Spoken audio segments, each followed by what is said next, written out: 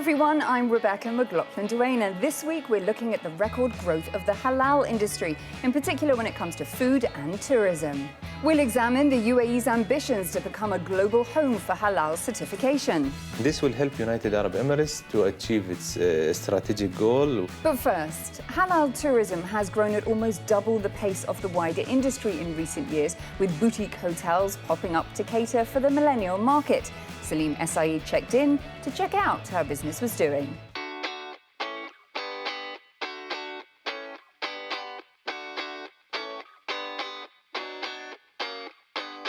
A dry hotel that doesn't serve alcohol? That might seem like a key missing ingredient for many vacationers, but some Muslim travelers are finding comfort in alcohol-free halal food-serving hotels, like some in the UAE. Probably the most obvious aspect is that all food served is halal, for Muslim guests to observe their dietary needs. Some hotels have separate men and women's gyms, or women's only beaches with all female staff for privacy.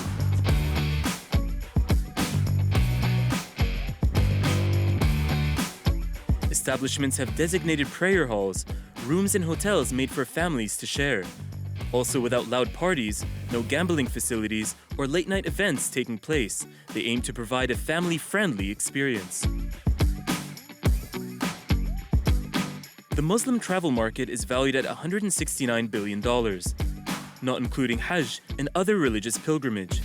And it made up about 12% of the 2016 global market spending of $1.4 trillion, making it the second largest travel market in the world after China.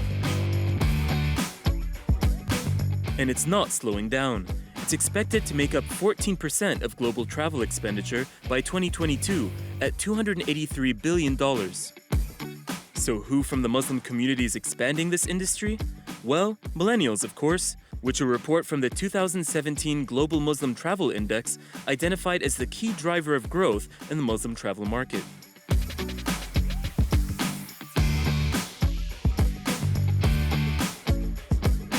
I think they come here because it's comfortable for them. They know what they're getting. They know that they don't have to question every dish.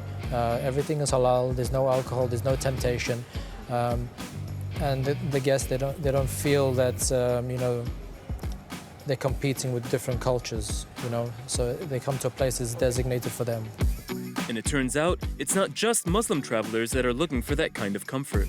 We want to stay and relax here in the hotel. And we want to relax without alcohol. And it's a good area for families. It's also not loud in the hotel. And we want to come here without a disco. The lead countries providing services for halal tourists are mainly in Muslim-majority countries, like Malaysia, the UAE, Turkey, and Indonesia.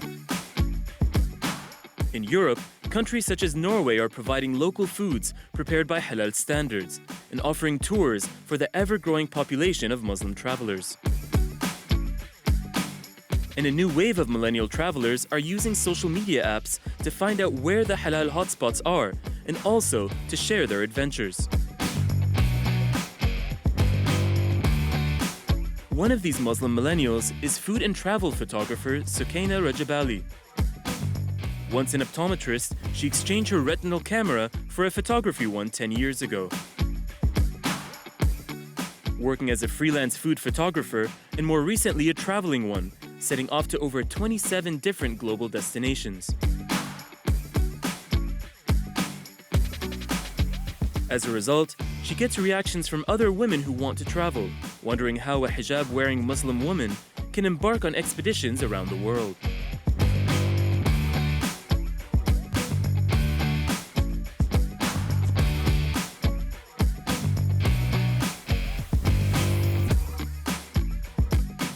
Get more comments from covered ladies than those who don't cover, because they'd be like, oh, I've been avoiding going to this place because it's an island and I don't expect to be able to do snorkeling or go diving, and I wouldn't be allowed to do this, or everyone would stare at me if I did. The boundaries and barriers are more for the covered ladies thinking that they can't go out there and do what they want to do and aspire to do. What do you tell them when they ask you that? Well, I don't really tell them anything. I think the pictures speak for themselves. The videos kind of in the behind the scenes kind of really show and bring the viewer there and show how it's really done and how natural it is and how it's so possible. Choosing to answer by example, with a snapshot of how being modest is no trade-off for being adventurous. According to a report by Reuters on the global state of the Islamic economy, Muslim expenditure on food and beverages will exceed $1.9 trillion by 2022. And there are plenty of new opportunities for halal food startups and new products to enter the market. The problem is there is no universal halal standardization, and that is threatening to curb the sector's growth.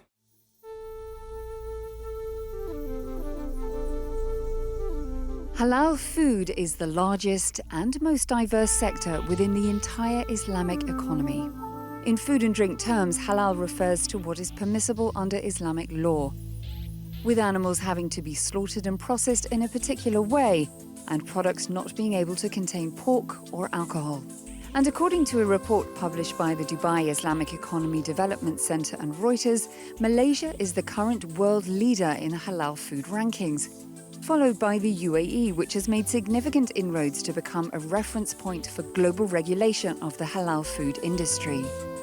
The sector's expansion has resulted in the launch of everything from halal baby food and confectionery to ready meals. But holding back the industry's potential is the lack of one single unified halal standard, a single rubber stamp for all products on the market.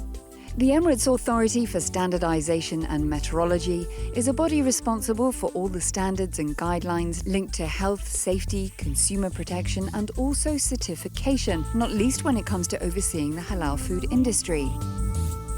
To date, the organization has certified around 200 UAE companies and more than 7,000 halal products, 95% of which are in the food sector. And the expectation is for the industry's growth to increase by around 10% per annum. ESMA's Director General, His Excellency Abdullah Al-Maini, spoke to Inspire about removing the barriers to growth within the region's halal industry. Your Excellency, a very warm welcome to Inspire Middle East. Thank you for inviting me to be part of this program. Now, the UAE wants to be a global hub for the halal food industry, a bridge between East and West. What's ESMA doing to help that plan along? Actually, it's happening now because in late 2014, UAE issued the regulation for monitoring halal products, which consists of accreditation requirements, certification requirements, also requirements on factories or slaughterhouses or any premises that they are producing a halal product or providing services of halal services, let's say. This scheme is based on international standards, and this is the first kind of it in the world globally, and this will help United Arab Emirates to achieve its strategic goal, with making UAE and Dubai as a hub of and capital of Islamic economy of the world. Some say that the lack of standardization when it comes to the certification of halal food products is the biggest obstacle to the industry growing. Would you agree, and if so, what can be done to change it? I agree with that because producer cannot compete in the market with other kind of product. So this also considered to be a challenge for manufacturers. But once we have standards, then they can produce in commercial bigger quantity because we have bigger number of people or markets accepting the same product. What are we missing in the halal space? I've heard talk of millennials wanting organic ready meals and baby food that's halal certified. We don't want people to misunderstand halal, that is a barrier to the trade. In terms of halal, unfortunately, what we are missing, the right knowledge about halal. A lot of companies, especially in Europe or Western part of the world, they don't understand halal. What don't they understand about halal? For example, they don't know what particularly what they need to implement or what they need to produce a halal product. Just give you an example that we went to one of European countries and the owner of the manufacturer asked me that I want to produce halal product. So I asked my team, technical team, to sit with them. They reviewed the ingredients and they changed one ingredient to cheaper ingredients. And now he's shifted 9 factories under his group to be halal. Here, actually, he saved a lot compared to what he used to do. Now, UAE researchers are looking to develop halal-friendly gelatin from camel skin. Is this something that you're aware of, and are you looking to partner with companies to develop it? We are in contact and we have partnership with our private sector. UAE considered to be a pioneer and leading in, let's say, camel industry. They are part of our technical committees of developing standards. So this is where we are sharing knowledge. You think it could be a reality then in the coming years? Yes, since we have now camel milk ice cream, chocolate, shampoo, then I think gelatin is not far from that. In your opinion, do you think there will ever come a time when the halal food industry will outpace the wider industry? Yes, it's coming soon. If you look at different elements or the different sectors within the global economy, you'll find the halal industry is the most sector that improving more than 15%. So it will have a good impact and payback to the industry within a couple of years. Your Excellency, thank you so much for speaking to us today. Thank you for the interview. Well, that's a wrap for this week. Before I leave you, here's what caught the attention of the Inspire team on social media. A patisserie-loving Parisian woman who goes by her Instagram handle of Bai says she's delighted about the rise of halal food outlets in the French capital. US-based British national Shireen uploaded this shot of her favourite Thai restaurant in Manhattan, but says that London has more options. And London-based Fatima shared this image of her favourite burger in the Big Smoke, commenting that it's so easy to find a halal restaurant there.